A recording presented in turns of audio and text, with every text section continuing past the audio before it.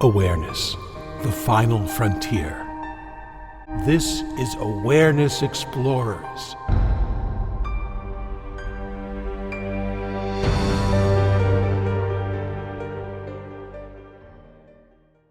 Welcome back, fellow explorers, to Awareness Explorers. I'm your co-host, Jonathan Robinson. I'm with my friend and co-host, Brian Tom O'Connor.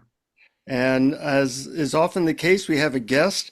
Usually one of us knows the guest somewhat well. The other is in complete ignorance. Together we form a good team. This time I know Stephen a little bit. And let me give you a little bit of bio about Stephen. Stephen Zerfas is the CEO and co-founder of Jhourney, a startup that targets specific meditative states known as jhanas, using novel teaching methods and technology. Their first product is a week-long meditation retreat that's become popular with tech executives and engineers. Most participants learn to enter states previously thought to require thousands of hours of practice in under 40 hours of a retreat. And I know Stephen a little bit. We've talked before, and I'm really excited to have you on Awareness Explorers. Welcome, Stephen. Thanks, Jonathan. And Brian, it's nice to meet you and fun to be here. So where do we start? Maybe a little bit of your background, Stephen, since most people won't know who you are. How'd you get into this, quote, business? Yeah, business is a funny word, isn't it? Yeah.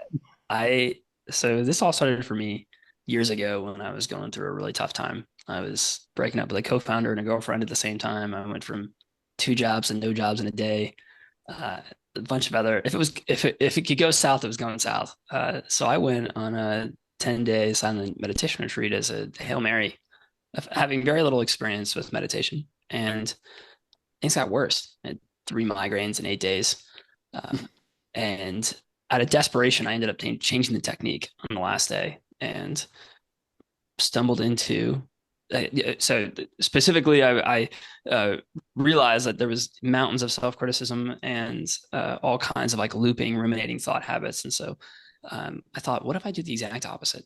And 4 hours later, the stress had gone away. And then 4 hours later, I just ended up in this sort of explosively wide open, spacious gratitude, complete fundamental at ease, streaming tears of bliss and ease and relief and joy all at the same time.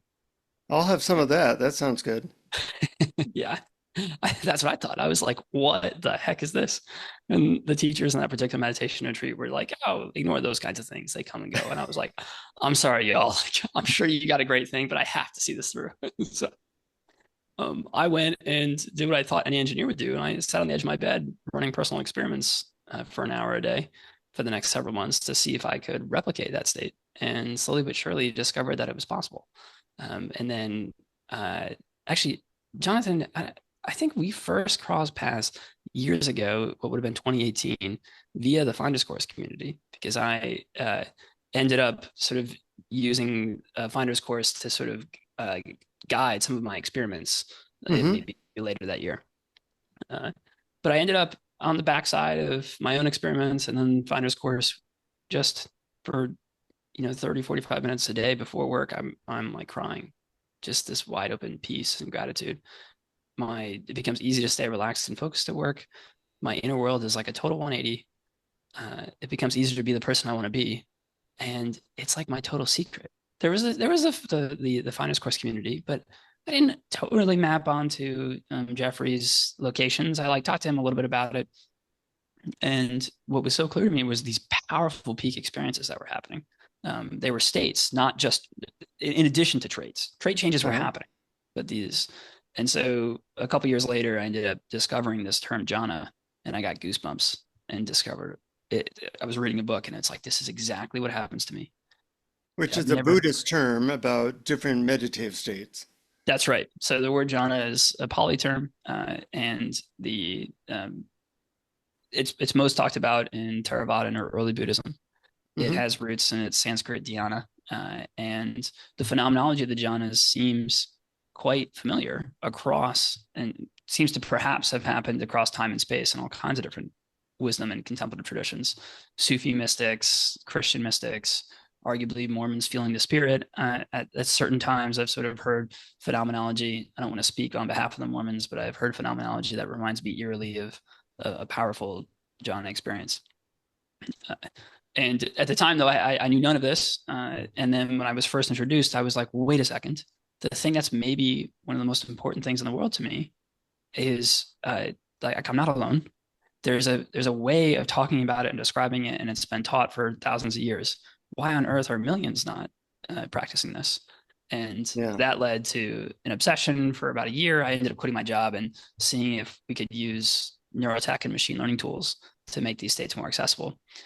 It really seemed to me that the reason they weren't already at scale was because of guesswork. It's really hard to learn how to do meditation. There's so much invisible, nonverbal like your feedback loops get all gunked up with guesswork. So that is why we started as a neurotech company. And then in the process of doing R&D, we ended up running retreats. And that's when we largely became a retreat business because those took off on us. And how long has that been, the retreat business?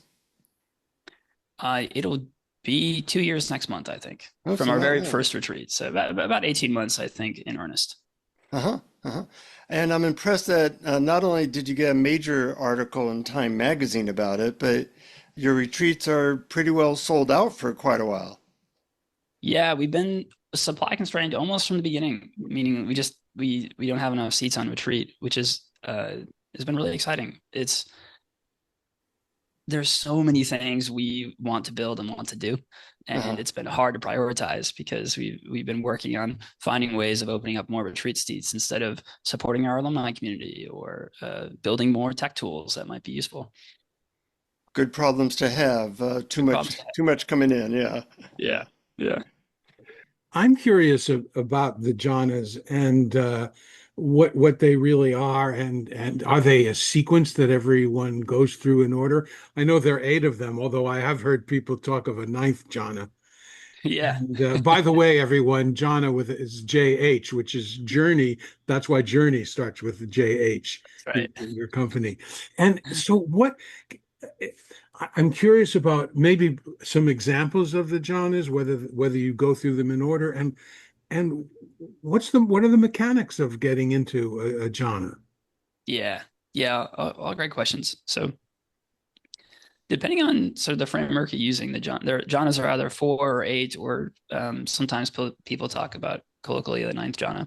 And there's a few different ways to think about them. What I'm gonna do is I'm gonna sort of offer all like 2. I'm gonna offer like 2 or 3 different ways to think about them, and that'll help the listeners sort of triangulate and build a little bit of intuition. Great. The first is to think of them as a positive feedback loop between attention and emotion. And so in some ways, like the opposite of a panic attack, in the same way that anxiety can beget more anxiety, can pull your attention in further, and the cycle goes on and on.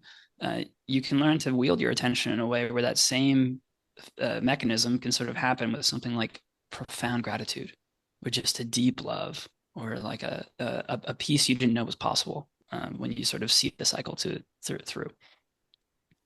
Another way of thinking about it, and this is one that I find a bit more helpful for practice, is that the jhanas are states that naturally arise when we are, I like to say, reducing mental tension, or reducing clenching, or reducing resistance, or conversely, like embracing our experience, fully unconditionally accepting our experience.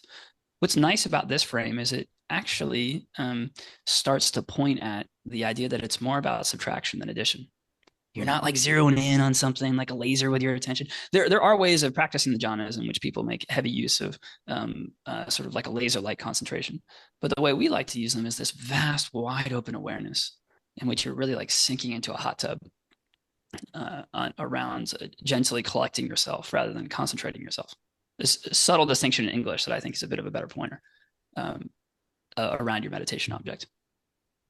To give a little bit of an intuition on the phenomenology, you can, one of my favorite metaphors is, imagine you're on a long hike.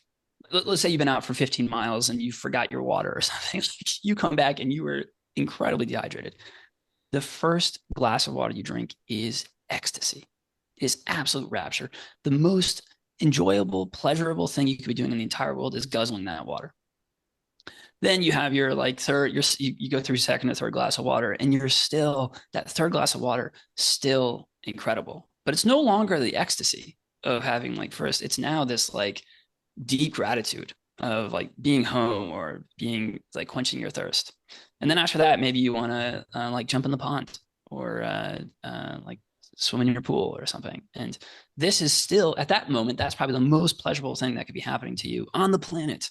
But it's no longer the rapture of guzzling the water. It's this deep contentment of like this like post Thanksgiving meal or like being with your loved ones around the fire, like this incredible satisfaction.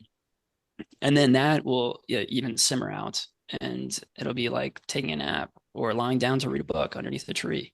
And at that moment, you don't want to be pulled back into something high energy. You don't want your friends to like drag you out to a night on the town. You just want to rest.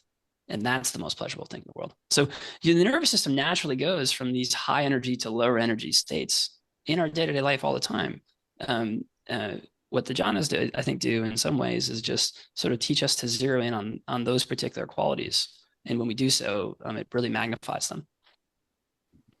Good description. You made me thirsty, wanting to take a nap and have a meal all in one description. So thank you. Um, You have also described some of these as almost being like the drug MDMA without the drug. And since I do lots of MDMA therapy with clients, I was very intrigued by that. Have other people said that, or is that more like a promotional thing? Oh, actually, it's not my words. So Uh-huh. we had just heard that so many times Uh-huh. that I was like, okay, well, this is clearly like a catchphrase that is going to give us at least a certain uh, like subset of folks an intuition and perhaps like grab their attention. I actually think that hook doesn't always work. Uh-huh. If you like talk to my Midwest parents or something, it might not be the the right description. But I do think it points at the fact that these are powerful states, Yeah. and that's part of the things that's so exciting about them is, if you can imagine MDMA without the drug, side effect free or something, and you're able to do that on, call it 15, 20 minutes notice, the kinds of things that you're able to turn, if life gets hard, you sort of have this refuge. You can use it to actually process really challenging emotions in some ways. Hmm. uh, there's a whole slew of benefits that come from having that kind of access that Yeah. at the moment is kind of like from awareness explorers is probably countercultural in all kinds of ways, but I think relative to mainstream culture, that's shocking, this idea that you could sort of have that kind of experience perhaps on tap. Now I know you have a 1-year-old. You have a busy life. How does it, uh, I don't know, commingle with your current life? Do you meditate every day? Yeah. Uh, has the access been able to be maintained? I'm curious also for other people, what are you suggesting after the retreats? Yeah. Yeah, totally. So uh, on our retreats, we shoot for you to have what we call deterministic access to the first four jhanas on your first retreat. So we talked about eight jhanas. I sort of described the first four. The second four are much more about even deeper forms of relaxation, such that some of your typical forms of perception begin to fuzz out. Hmm. So your sense of space might fuzz out, and it might just feel as if like space doesn't really make any sense anymore, or uh, like I'm in this room, but I feel like I'm on top of a mountain. This kind of thing. Your sense of like self-other may begin to fuzz out, and so it's these sorts of forms of relaxation that end up actually the second four jhanas really to take you into non-dual territory, uh, especially when practiced in a wide open, vast way, as opposed to sort of like a very narrow, laser focused way. Hmm. Uh, on our first retreat, so we do see something on the order of like 15 to 20% of our students enter the second four jhanas on their first retreat. But what we sort of see is like what we want to try to offer to everybody is deterministic access to the first four. That means basically independent of conditions, you can get to any of the first four jhanas under an hour.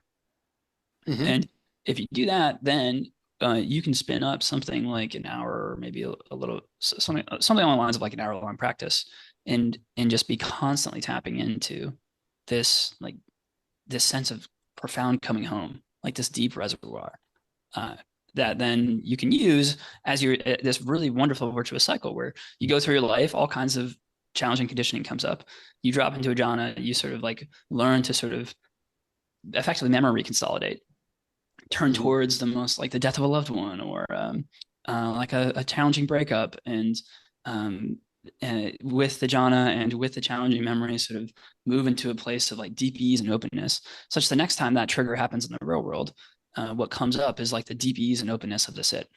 And so you start spinning this kind of virtuous cycle, which different traditions will talk about. They'll use words like karma, they'll use words like liberation as opposed to awakening to distinguish between those two, that kind of stuff. So the reason we think deterministic access to jhanas is so great is because it now unlocks this path by which altered states become altered traits. Mhm. Uh, uh, what my practice looked like for years was basically, well, like basically didn't miss a day, hour a day at least in the morning, dropping into one of these states and then actively looking for the most toughest, like the gnarliest psychological thing I could come up with. Um, of course, we want to be mindful when we're talking about proper mental health concerns and like navigating something like trauma. Important caveats here that like this isn't like clinical advice in any way, but that was I wasn't working with any grade A trauma, but it was deeply relieving for my being to do it that way. So during the meditation, you're actually sometimes bringing up challenging things to kind of commingle them. That's right. So the actually, you know, one of the ways in which you might think about the mechanism by which MDMA enhanced psychotherapy works is this notion of memory reconsolidation. You sort Hmm. of put the brain into a more malleable state, but also a deeply safe and like connected and high valence state, and then you revisit, you pull up the memory, or you Hmm. pull up the schema of some really challenging issue, and as those two sort of wash over each other, the system kind of updates on Right. like, I can accept or sort of embrace or associate this schema, this gnarly issue in a different way persistently. Yeah. Uh, and I think in my model, you know, that we don't have the research is still so early, and so this is all speculations and stories. But in my model, that seems to quite nicely describe what many folks um, use the jhanas for. Uh-huh. And yeah, so I think that answers your question about sort of some of the things that we sort of look to try to produce on retreats so that people can then take that into their day-to-day life afterwards. Hmm. Absolutely. How do you know in retreat that someone has reached a jhana? Because obviously we can't look into other people's minds. Is it all self-reporting, or how Yeah, do you totally. judge that? So ultimately it's self-reporting. But we only count uh, like in our sort of data set if it's like self-reported and facilitator approved, so to speak. And the so everyone is assigned a facilitator on retreat, and we're looking for things like a certain magnitude of experience. We're looking for like an afterglow. We're looking for a little bit of a loss of agency about it. Like we like to say like you don't do the jhana does you. Um, so if you have this afterglow quality, if people are talking about it, it was like the most powerful experience outside of drugs that I've had in 6 months, a year, my lifetime. Like um, sometimes including drugs. That kind of those are the kinds of things that we start to say, okay, that we feel more confident in. Every now and then we have folks who give a report that sounds incongruent, and then for our like particular, we'll work with the student one on one to sort of best support them, but for our own kind of tracking purposes, we won't track that. Hmm. Now you offer different types of retreats. One of them is like a work at home and such, and one is in person. Do you find different results, or do you get similar results in the different types of styles?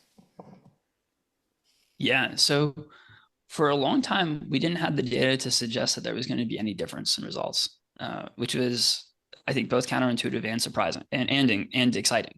Hmm. The Well, I think we've had about 1,000 students come to the program now, so we have a bit more power, and we've also continued to make tweaks to the retreat structure. And so I think that the so we have our in person, we have our online, and then we have our work compatible. I think the in-person retreat relative to the online retreat is caught on the order of like 5 percentage points more people get into the jhana. So a difference, but not a huge difference. Mm-hmm. That will go up further depending on some retreats we sort of have been able to staff with much more facilitators. Mm-hmm. So that ratio of student to teacher seems supportive to like getting more people into these states. That is kind of common sense, but we didn't know if that was going to be true until we saw the data. The work compatible retreat is more like a 10 percentage point difference, if I remember correctly. And so what that means is instead of taking a full week off of work, you'll take off two back-to-back Fridays. And then you'll meditate with us full time, like 10 hours a day, Friday, Saturday, Sunday, go to work Monday through Thursday, and then meditate with us again Friday, Saturday, Sunday. And it's all online. So that makes it easier for some folks to attend. Mm-hmm. Now, earlier you mentioned that awareness explorers and the jhanas are sort of counterculture and would be shocking to the general public.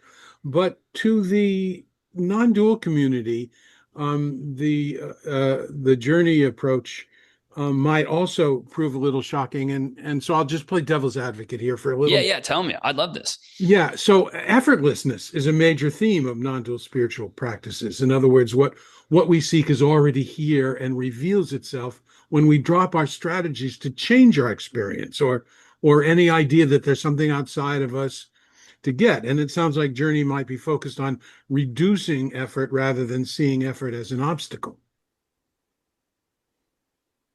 Yes, which is consistent with some of the stuff you were saying about non-duality, right? Yeah. Yeah. What I was saying is, yeah, non-duality is, in other words, there's something already here, and the effort to try and change our experience veils it. Yes, I think there's such wisdom in how you say that. There's a distinction I like to make, and this is going to get a little subtle. Let's see if work with me here to see if we can sort of land this point cleanly. Okay. Between what I like to call like inside the system and outside the system.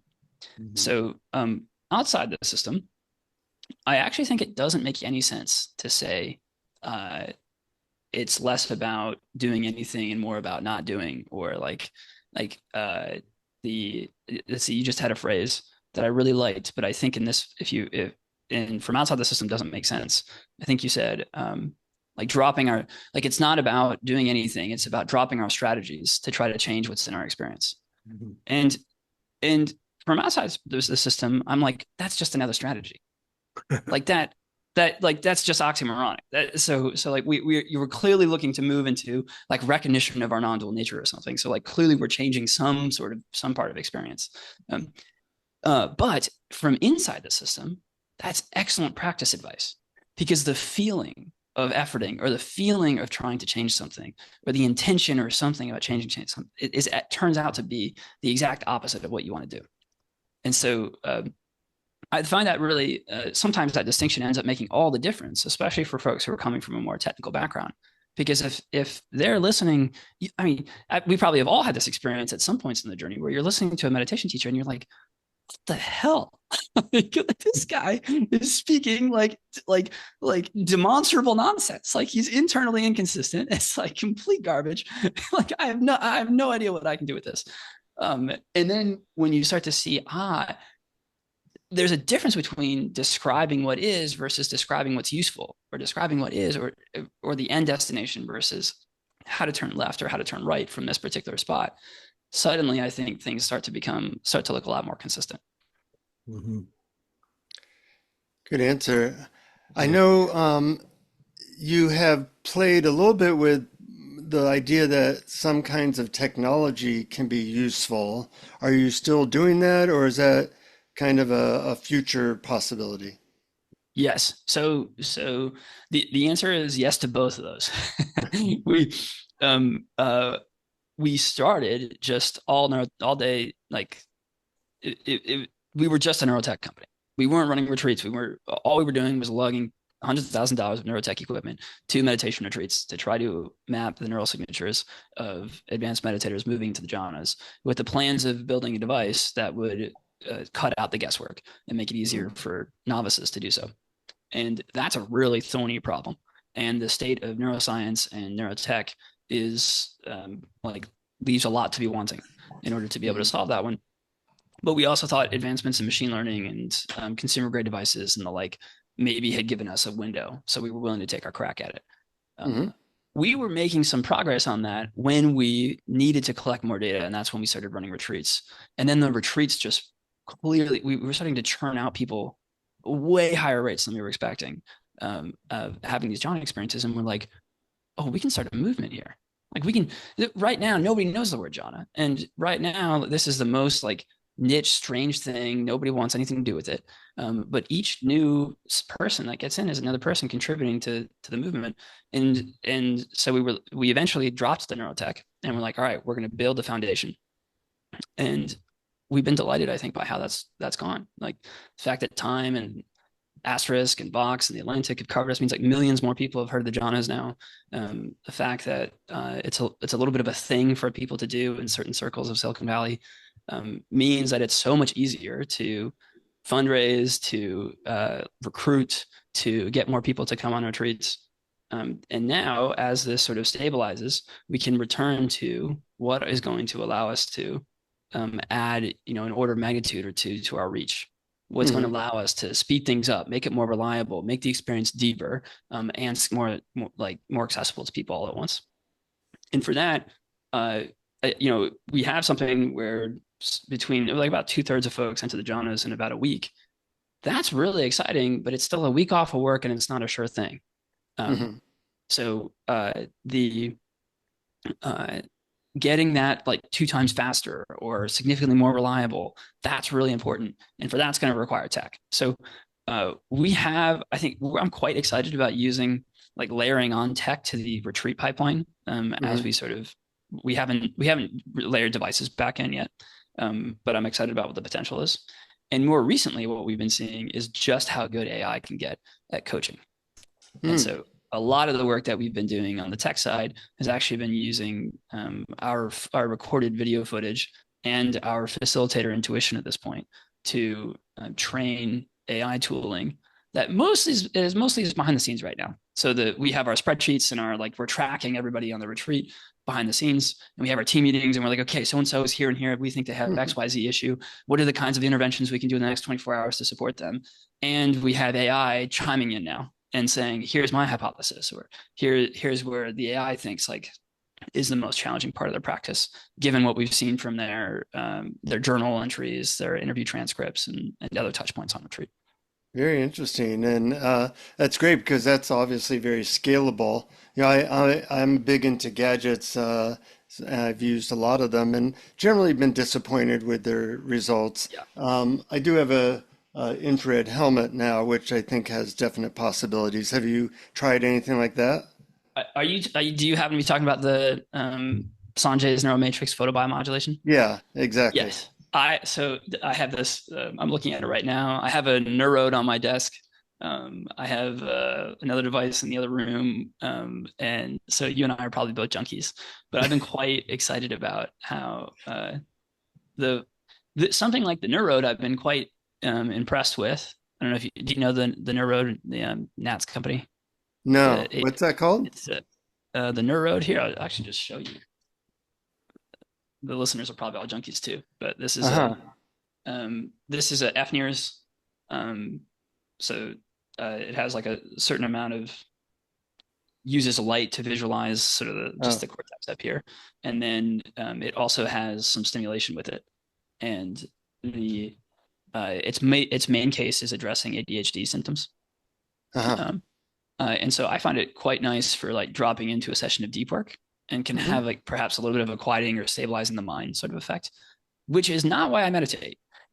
I think a lot of like conventionally, I think that's what, all the people who are using the apps and sort of like mainstream, I don't know, culture thinks of meditation, like, whoa, quiet the mind. That's the goal. And I'm like, yeah, my goal is to like become one with the universe or like drop into like, so I've found the Neurode helpful for that, like kind of preliminary thing. But the thing that's really interesting about the photobiomodulation is I've had a number of experiences with it. It's not been 100%. And it's when I've tried it on other people, we're just getting started.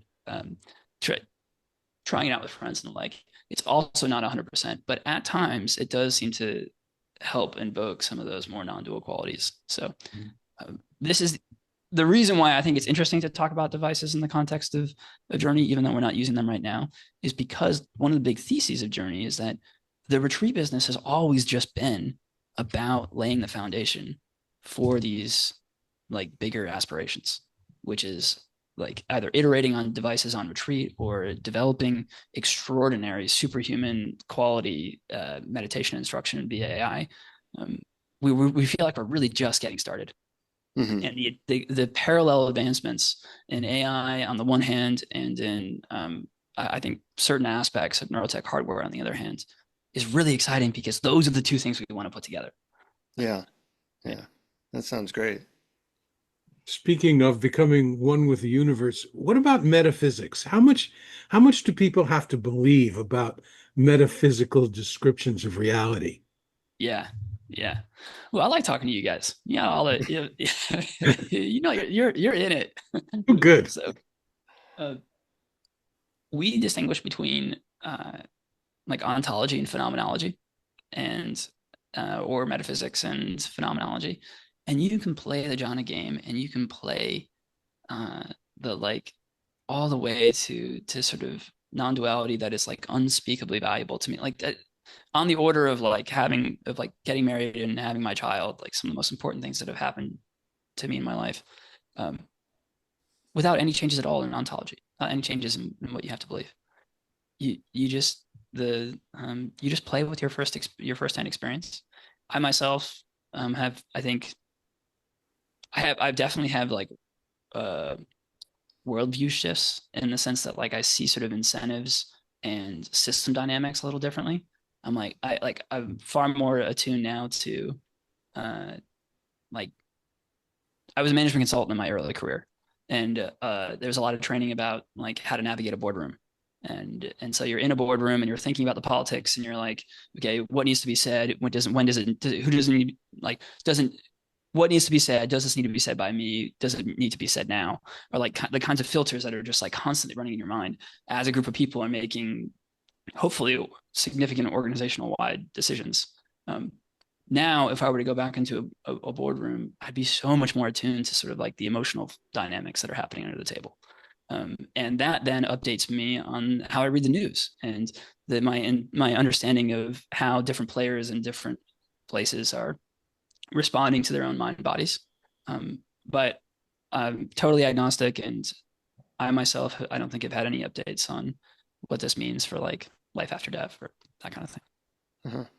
I was in a spiritual group for 26 years that was very focused on self-awareness in terms of one's motivations, kind of a purification, trying to uh, be more pure in one's motivations, and a lot of feedback from other people in the community.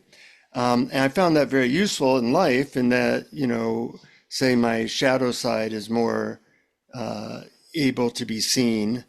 And I see that some people who go for like, call it direct higher states of consciousness, they have no sense of their shadow side, which Mm. then causes them problems, it doesn't, or they still have their trauma wounding. I'm wondering what you would say in terms of does focusing on the jhanas and the retreat in any way affect those aspects of life, or is that just kind of a different approach to spirituality?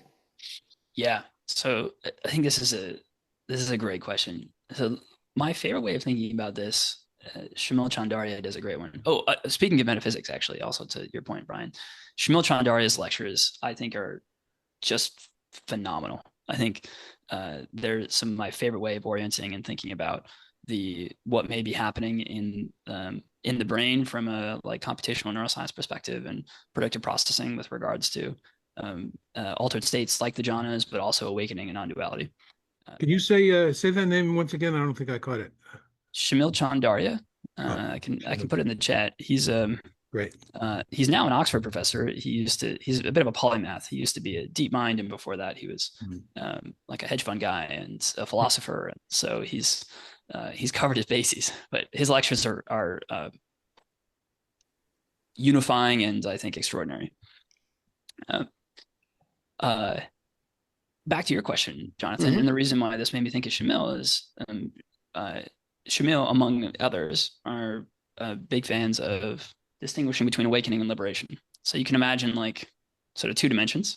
Awakening is sort of recognizing your true nature, and Hmm. liberation is effectively like how your bag of stimuli response patterns, how your personality uh, naturally engages with the world around it, and how much like friction and sort of suffering is like kind of thrown up by default to your Hmm. into your conscious experience. So one is about waking up, and the other is like burning through karma. Or actually, a much more colloquial version of this is like wake up, clean up, Yeah, and gotcha. then can Wilbur go grow up, show up, kind of stuff. Right, right, right. Yeah, um, and so the jhanas, I think, are this wonderful tool for playing both. In some ways, waking up and cleaning up are correlated almost by their nature because, to a certain extent, the more you wake up, it can be easier to hold some of the challenges when pertaining to cleanup. And Hmm. then as you clean up, it's be easier to sort of abide stably in wake up. And so you can imagine you're sort of like ping ponging your way to the upper right on this graph. Right. What the jhanas offer is, I think, a um, a tool that gets at both. So if you're dropping into something like a profound, I am tearing, I am streaming quietly tears of gratitude and love for of appreciation for like all that is. Um, and then I turn and I do a forgiveness meditation. Uh-huh. That is sort of using the altered states to clean up. Then maybe I go abide in the sixth or seventh jhana, where you've turned off some of the, you've relaxed your sense of space, you've relaxed your sense of self, and you're getting closer and closer to rigpa or non-duality. Here you're playing with such subtle levels of mental tension and finding the ways in your own mind body to open up to your true nature, that you're playing the jhanas in this way is supportive of waking up. Hmm. So I think those two things go really nicely together, waking up and cleaning up, and I think the jhanas can be used for both. Great answer. Yeah, they may Um, not necessarily be. So to your point, I think you could probably find a world where you like do a bunch of jhana meditating. You maybe clean up like around work, but it turns out, unbeknownst to you, you have all these habits where you resist fear, and you have a bunch of fear about your relationships, and so you end up, unless you're being a little proactive about it, you right, that's a certain, we tend to be compartmentalized in certain ways. yeah. Hmm. One topic that fascinates me is how some spiritual approaches, particularly non-dual approaches, sometimes leave people unable to deal with life's practicalities, or on the other hand, might leave them with a kind of a flatness and a loss of the zest of life and the enjoyment of the individual's gifts and skills. But it doesn't sound like that in your approach. This is a great question, Brian. I have found this phenomenon that you describe, like a checking out or a flatness or something, to be kind of mysterious in the sense that like I don't see it hardly ever. Uh, there are certain views. So one of the things that we talk about in retreat is how your experience is a function of your technique plus your view. And view is made a special emphasis put on that in like later Buddhism and more non-dual traditions. In fact, when you get into sort of like the yoga of non-duality and something like Mahamudra, you're really talking about view updates as opposed to changing your meditation technique at all. And view is sort of like how you're looking at the experience. Like if you are uh, seeing every distraction as a like delightful, heartwarming opportunity to welcome part of yourself that you didn't realize you were like suppressing and pushing under the rug, Yeah. then you will almost certainly engage in the exact same meditation technique very differently than someone who believes that their distractions are evidence of their flaws. And so these two things are really important and they go together. And there are some traditions I think that seems to espouse a view that like life is suffering, so get out. And if that's the view, I'm like, oh man, like we know where that road goes. Like, so I also think that there are forms of meditating that, because this work is so nonverbal and invisible, are effectively encouraging a certain kind of dissociation. And I think of meditation as the opposite of dissociation. I almost want to define it that way. I want to be like, forget all your other ideas of like quieting the mind or like, building your attention or whatever the case. Like, I want meditation to mean the opposite of dissociation. Because what happens, you sit down and you just bare yourself raw to all of reality, and you let like the most gut-wrenching grief weave through you, and you find that it's the same. Grief and love are two sides of the same coin. And that same thing can happen with fear. And like what feels like this recklessly scary thing to do in your own psyche ends up being where freedom is. And it's that sort of radical, I think, turning towards an acceptance that is where I think all of the richest progress and most powerful peak experiences, but also most powerful changes and traits are to be had. And so I have every now and then bumped into somebody who I feel like is flat or checked out, but it doesn't really fit with my model yet. And I sense that they've done something differently, and it doesn't seem to be produced on the retreats that we're running. Well, that's good. And I'm delighted with that answer. That was such a beautiful summary, I think, of how we interact with emotions. Yeah. Mm-hmm. Mm-hmm. I'm impressed with the level of almost like technical detail and strategizing and also data that you're collecting. I'm wondering, is there any question that you would want us to ask that we haven't already explored a little bit? Oh, good. That's a thoughtful question, Jonathan. Um, I've been really enjoying myself. I haven't been tracking if there's anything more I want to say, and two, I think each of your questions has pointed it. There's such a world here. I think maybe okay. Here's maybe just a few things that you didn't ask about, but are um, really energizing to me. Mm-hmm.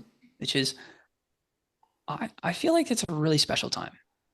There's there's enough happening in this world at the intersection of I think like rigorous and earnest and like technical inquiry Mm-hmm. and uh, incredibly deep, heart opening, like coming home sorts of contemplative experiences that there's so much opportunity here for like I think in some ways it's been neglected. I think for that reason it's tractable, and I think a lot of the more and more people pouring into this space, brilliant people and better tools to tackle this problem, means we're just going to keep seeing more and more exciting advancements here in our lifetimes. I would love the thing that I actually see Jhourney as is we want to start the super well-being movement to rival that of super intelligence and super longevity. Without super well-being, what is being smart and old? like, and so Hmm. I think there's an opportunity here for us to tap into arguably just the not the wisdom of traditions that have been around across time and space for millennia, but could only ever do so in a hand wavy way because of the tools they had at the time. There's an opportunity for us to tap into that wisdom with that next level of precision. And with that next level of precision comes more reliability, more scalability, more depth, more what David Deutsch would call, the astrophysicist would call reach, and like that certain quality of knowledge that makes it transferable to other domains. And that's what I just and so I think I find that really exciting. Let's start the super well-being to rival super intelligence and super longevity. And two, I think let's get really specific in our optimism. Like let's go get in the details and either like build an AI system to create a state machine and a policy recommendation engine that's going to allow for unprecedentedly good meditation advice, or let's weave some of the like latest and greatest about certain like vagus nerve stuff into or like predictive processing theories of consciousness into our latest devices to try to come up with like novel nooks and crannies that are going to make this a lot more available to everybody. Sounds great. I'll vote for that team. I hear you have a guided meditation for us. Oh, yes. Um, yeah, let's do that. So let me just, I Check on think, your time. yeah, I'm- this would be great. We can do just like 7 minutes or something. Okay. Uh-huh. What I will, I'll guide a meditation. The thing that I worry about is we've just talked about all these big ideas and something as exotic as the jhanas, and then we do a meditation that sounds awfully similar, like any other meditation. And I think that's a pointer in of itself. That the game is less about like changing what we look at and more about how we look at it. And I'll try to put a little bit of that on display for here and now, um, and just leave the listeners with the idea that there's a whole world out there, as many of them are already familiar with it. Are already familiar with. Hmm. Cool.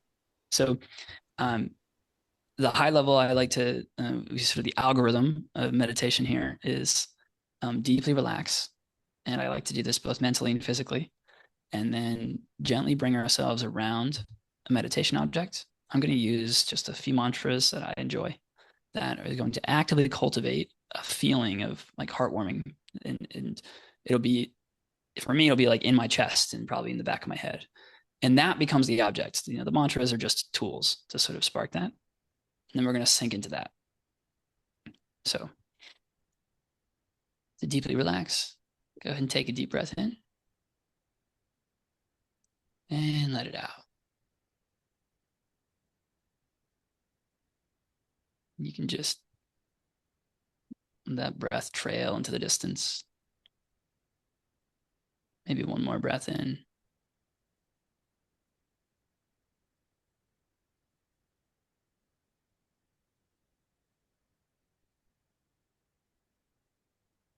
Now, two little tricks I like to do to deeply relax is a progressive body scan, just sweeping from top of the head to bottom of the feet and back up. I'll often do this slowly over the course of 10 minutes or something. For now, just imagine like a warm shower is just slowly moving down from the tops of your head to behind your eyes and your ears. And as it goes, you're relaxing muscles in ways you didn't know could be relaxed. You didn't know you were tight. I'm always amazed at how much tension I'm holding behind the eyes, as if there were 1,000 muscles working hard there, helping me out when I was not thinking about them. The cheeks, the throat,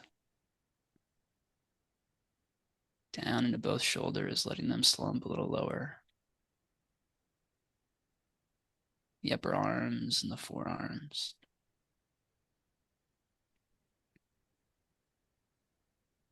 Hands, chest, back. Just a warm shower, magically relaxing every muscle. Letting the gut fall loose, the hips, down to the knees, down to the feet.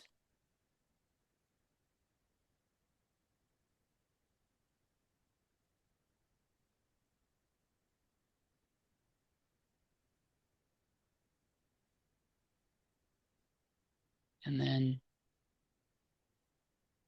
starting to let even any concerns about precision begin to relax and fade out, treating the whole body as one big, fascinating, glimmering, and shimmering cloud of sensations.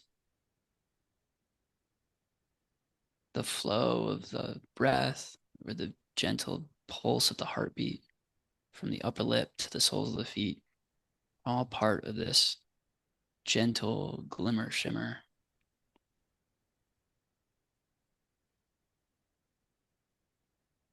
No need for precision, just ease, a little bit of wonder at how fascinating the body is.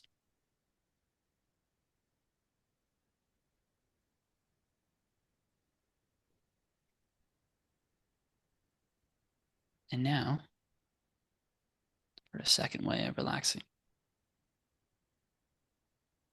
just blow out the mind like the sky. Let your awareness reach so high that you might hear airplanes in the clouds above,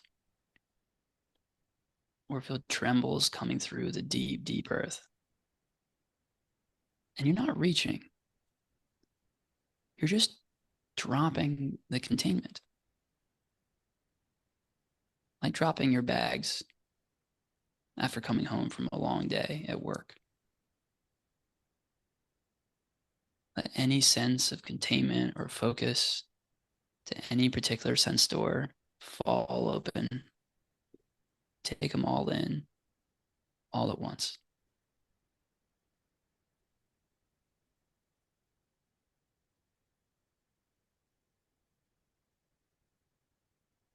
Michael Taft calls us fast like the sky.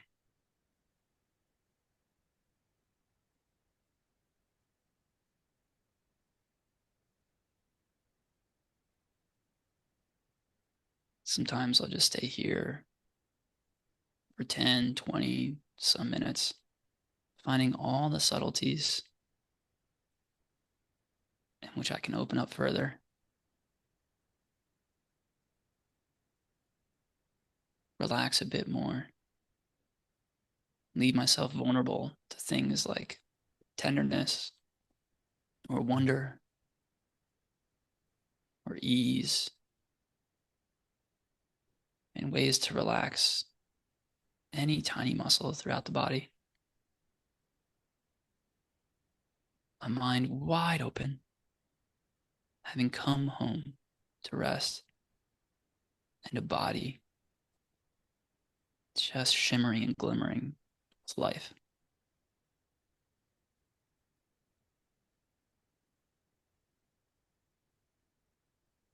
And then when I'm ready, in this wide open, gentle, coming home sense of wonder and shimmering, I'll pull ever so gently to the middle of it all. A sense of well-wishing, a giving away, an open-hearted feeling.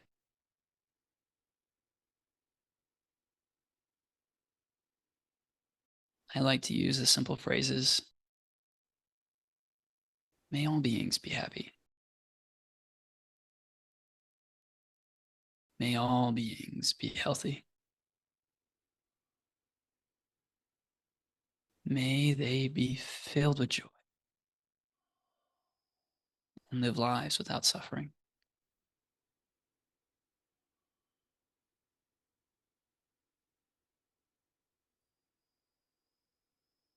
This little phrasing, these little mantras will spark just the tiniest little emotion in my chest or behind my eyes.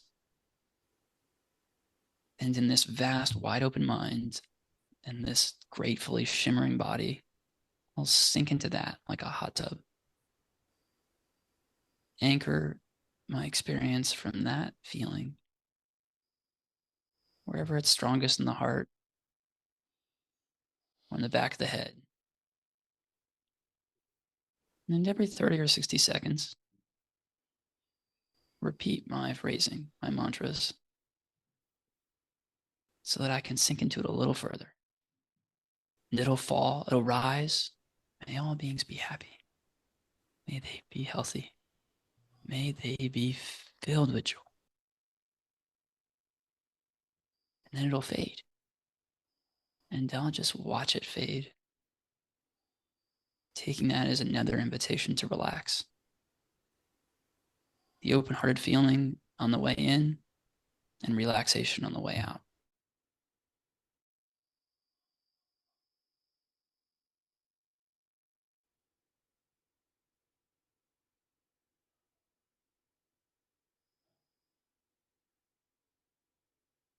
time's sake, I'm going to end this here. May all beings be happy.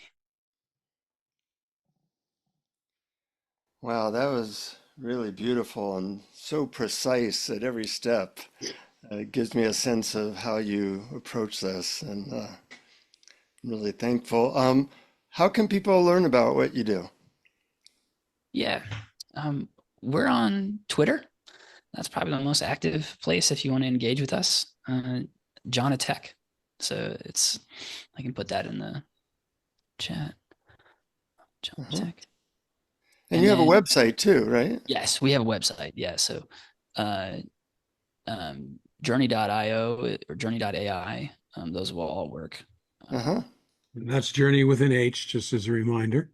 That's right. JHOURNEY.io. And Jhana Tech on Twitter is JHANATECH. And then I'll also type in the chat the website. Yeah. I'm realizing one thing we didn't say is you just used that word precise, Jonathan, and it got me thinking. So much of what we do on retreat is running personal experiments. So we'll do guided meditations like that that we just experienced. But then the real magic is you come in with your facilitator and we grill you. We're like, what have you tried? What have you learned? What did you experience? Give me 3 emotional labels. Where were they in the body? How did they change over time? Were they oscillating at what frequency? Like, what do you want to do next? And then we'll get this big dump, and then we'll pattern match that to all of our other students. And then we'll say, okay, here's some of the things I'm thinking about. And then we'll co-create an experimentation plan. And then you go out and run your experiments for the next day, and we'll talk tomorrow. That's fantastic. Yeah, that's a great approach. And it's such a different paradigm from the prevailing guru paradigm. Yeah. What he says, he's the expert, not your inner noticing. Totally. And that makes all the difference. For the long time, we resisted the word teacher because we're like, no, like you're the captain of your own ship. At most, we're like advisors or cheerleaders. Like, talk to the cheerleading team. That didn't quite have the same precision connotation, so we didn't use that one for very long. But I like it. Yeah. And just a very quick related question, since there's a long wait list for the retreats. In the meantime, what do you recommend? For example, I've heard you say that the book by Leigh Brasington, Right Concentration, was very helpful to you. Would that be a good sort of in the meantime? Yes, I think that's a great one. I think actually for practice instruction and phenomenology, I'm a really big fan of David Johnson's Path to Nibbāna. David is he's pretty sort of dogmatic and strong in his beliefs.